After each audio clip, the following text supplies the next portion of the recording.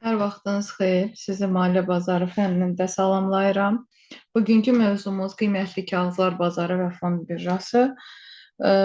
Bugün sizinlə müzakirə edəcəyimiz suallar qiymətli kağızlar bazarının məzmunu, funksiyalar, xüsusiyyətləri.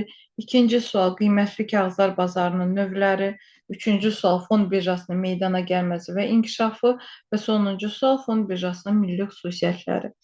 Qiymətli kağızlar bazarının birinci sual olaraq qiymətli kağızlar bazarının məzmunu, funksiyaları və xüsusiyyətləridir. Qiymətli kağızlar bazarı qiymətli kağızların alışı və satışı həyata keçirilən kapital bazarının bir hissəsidir və yaxud pul bazarının bir növüdür.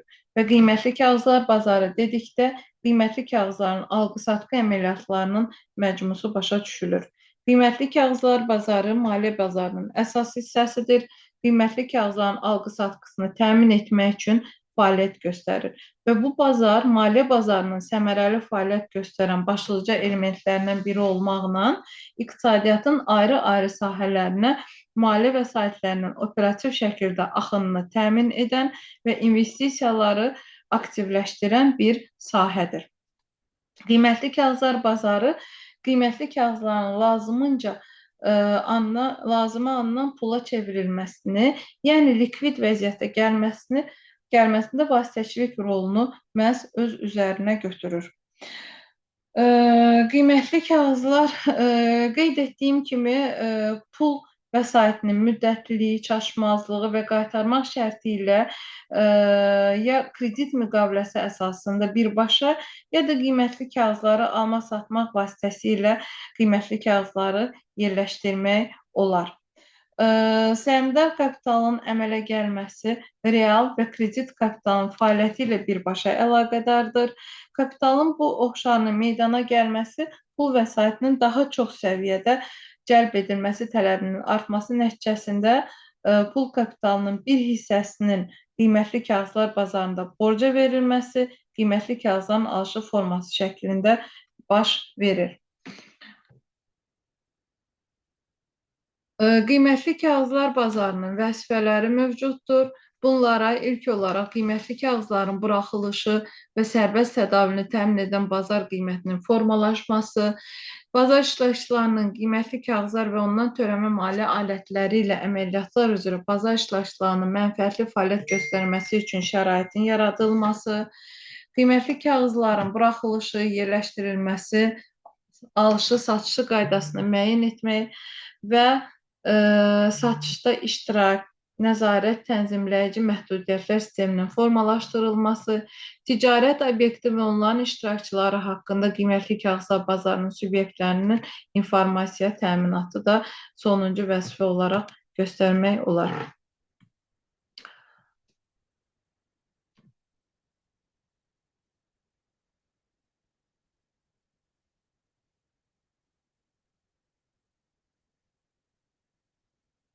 İkinci sual qiymətli kağızlar bazarının növləridir. Qiymətli kağızlar bazarında ayrı-ayrı segmentlər qiymətli kağızların təsnifatının prinsiplərinə uyğun olaraq fərqləndirilir. Bu nöqteyi nəzərdən qiymətli kağızlar bazarının bir neçə növü mövcuddur. İlk olaraq təşkilatı dərəcəsinə görə mütəşəkkil və qeyri-mütəşəkkil, birja və birjadan kənar qiymətli kağızlar bazarını fərqləndirmək olar. İqtisadi məzmununa görə səhm bazarı, istiqraz bazarı, veksel bazarı, depozit və əmanət sertifikatları bazarını fərqləndirmək olar. Emitentinə görə dövlət qiymətli kağızlar bazarı, korporativ qiymətli kağızlar bazarı, müəssisənin qiymətli kağızlar bazarını fərqləndirmək olar və ilkin yerləşdirmə ilə yeri və sonraki tədavülünə görə isə ilkin, yəni birinci və ikinci yaxud təkrar qiymətli kağızlar bazarını fərqləndirmək olar. Analitik məqsədlərindən asılı olaraq qiymətli kağızlar bazarının segmentləri qiymətli kağızların təsnifatına əsasən iki yolla fərqləndirilir. Məsələn, iqtisadi məzmunu və emitentə görə təsnifata əsasən aşağıdakıları fərqləndirə bilərəm. İlk olaraq dövlət istiqrazları bazarı və xəzinə vekselləri bazarı, ikinci korporativ səhm bazarı, korporativ istiqraz bazarı və korporativ veksel bazarı və üçüncü müəssisələrin istiqraz bazarı, müəssisələrin veksel bazarı və s. Mütəşəkkil qiymətli kağızlar bazarı elə bazar növüdür ki, burada qiymətli kağızlar dövlət idarəetmə orqanları tərəfindən müəyyən edilmiş qaydalara əsasən tədavül edilir. Əməliyyat isə qiymətli kağızlar bazarının digər subyektinin tapşırığı ilə lisenziyalı peşəkar iştirakçılar arasında həyata keçirilir. Birja ticarəti məcburi qaydada mütəşəkkildir.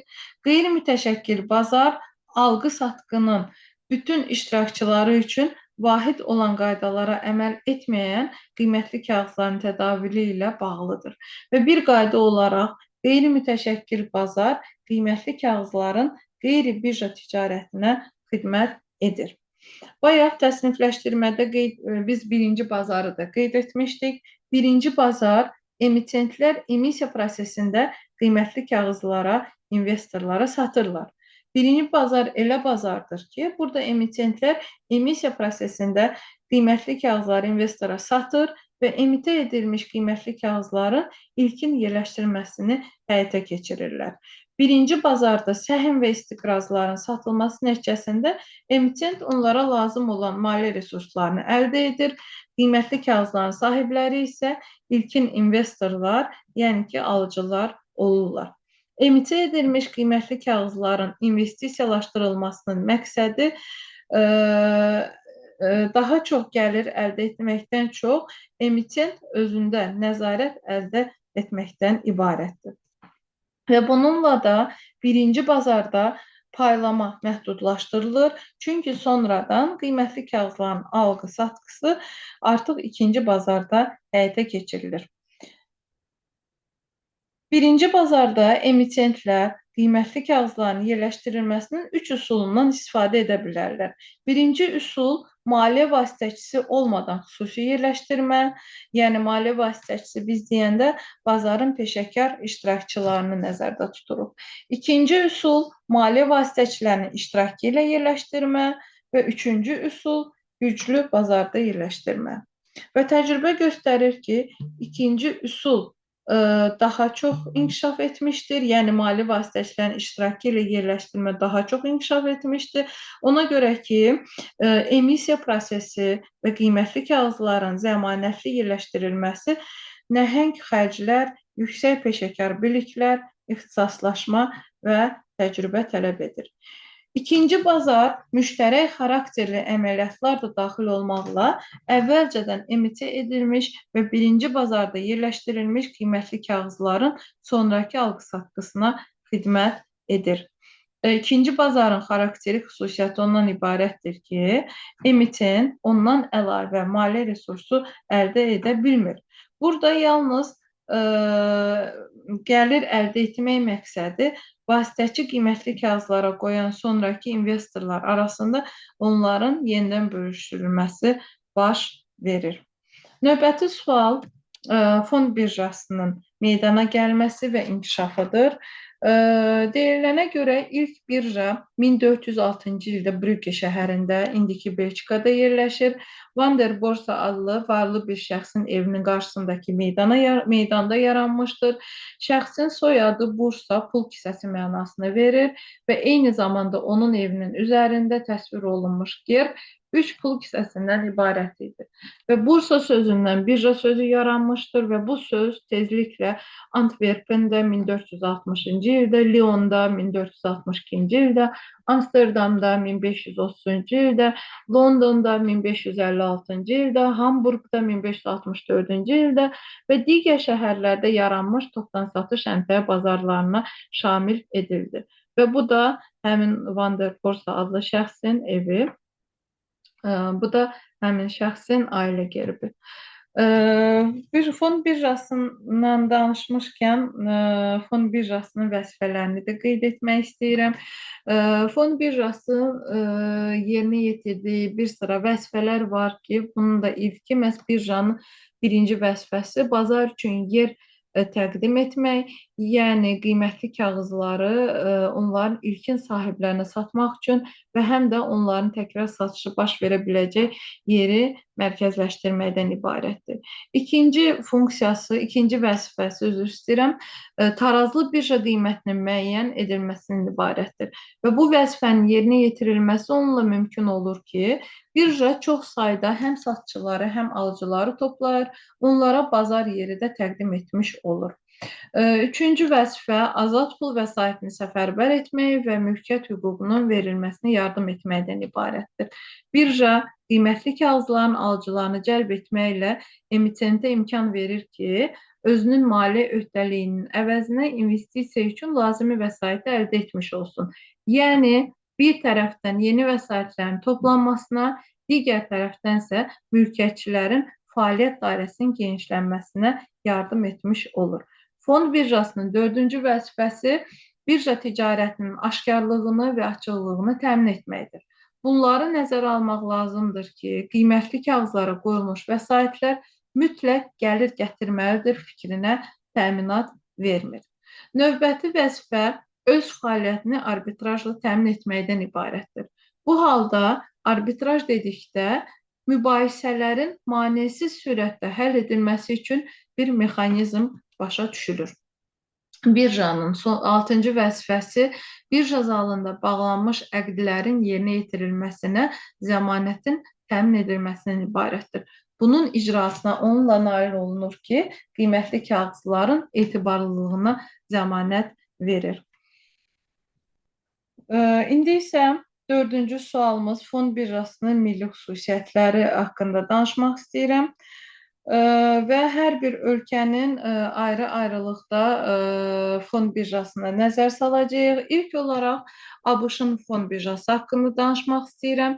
ABŞ-ın birja sisteminin əsas həlqəsi məhz New York fond birjasıdır, New York Stock Exchange. Lakin bu birjanın üstün mövqeyi Amerika fond bazarının təşkilatı formasına görə monosentrist etmir. Fond birjasında nəzərə çarpacaq yeri həcmcə ikinci birja, həmçinin New Yorkda yerləşən Amerika fond birjası və regional birjalarda tuturlar. Son 10 ildə ən böyük regional fond birjası məhz Chicago opsiyon birjasıdır. ABŞ-ın və bütün dünyanın ən böyük birjası olan New York fond birjasının əsası 1792-ci ildə qoyulmuşdur və təşkilatı formasına görə onun üzvlərinin mülkiyyətində olan bir korporasiyadır. Və bu birjanın işinə onun üzvləri tərəfindən seçilmiş direktorlar şurası rəhbərlik edir. 1988-ci ildən onun tərkib sayı dəyişməz qalır və 1469 nəfər təşkil edir. Hər il onlarla yerlər öz sahiblərini dəyişir, lakin bütövlükdə New York fond birjasının kontingenti yüksək sabitliyi ilə xarakterizə olunur. Bu da həmin birjanın müasir Amerikanın daha elit institutlarından birinə çevirir. New York fond birjasının görüntüsünü görürük. Digər danışmaq istədiyim fond birjası məhz Böyük Britaniyanın fond birjasıdır. Böyük Britaniyanın fond bazarı ölkənin maliyyə kredit mexanizminin əhəmiyyətli hissəsidir və dövlət sektorunun geniş özəlləşdirilməsi birja kapitallaşmasının artmasına xeyli təkan vermişdir. 1967-ci ildə ölkənin bütün birjaları Manchesterdə, Birminghamdə, Glasgow və Belfastda regional birjalarda birləşdirildi.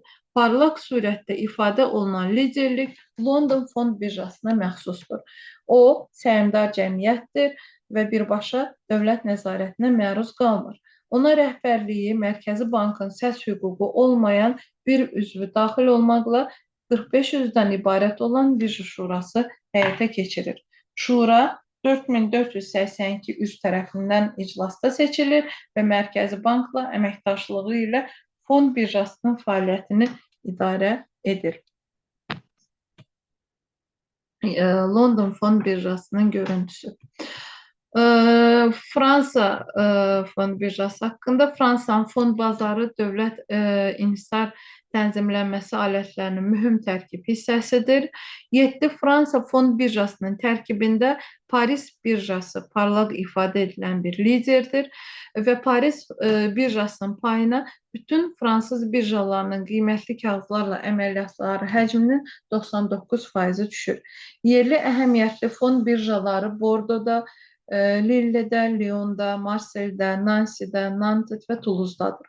Fond birjasının dövlət nizamnaməsi məhz Napoleonun hökmranlığı dövründən başlayır. Almaniyanın fond bazarı haqqında danışmaq istəyirəm. Almaniya Federativ Respublikasında Alman Demokratik Respublikası ilə birləşənədək 8 fond birjası fəaliyyət göstərirdi. Frankfurt, Düsseldorf, Hamburg, Münhen, Stuttgart, Bremen, Berlin və Hanover fond birjaları fəaliyyət göstərirdi. Burada aparıcı mövqeyə bütün birja dövriyyəsinin 51%-ni reallaşdıran Frankfurt fond birjası malikdir.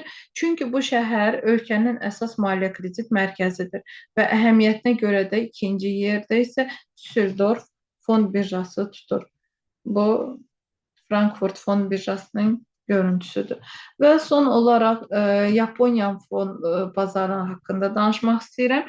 Yaponiyanın fond birjası, Yaponiyada 9 fond birjası mövcuddur. Tokyo, Nagoya, Kyoto, Hiroşima, Koba, Nagata, Fukuoka, Sapporo və Osaka fond birjaları mövcuddur. Onlardan Tokyo fond birjası Kabuta kapitalının dövriyyəsi üzrə New York və London birjalarından sonra dünyada 3-cü yeri tutur və Tokyo birjası 1878-ci ildə yaradılmışdır. Burada ticarət bir qayda olaraq daxili emitentlərin səhmləri ilə aparılır. Mövzumuz yekunlaşdı. Növbəti görüşlərədək.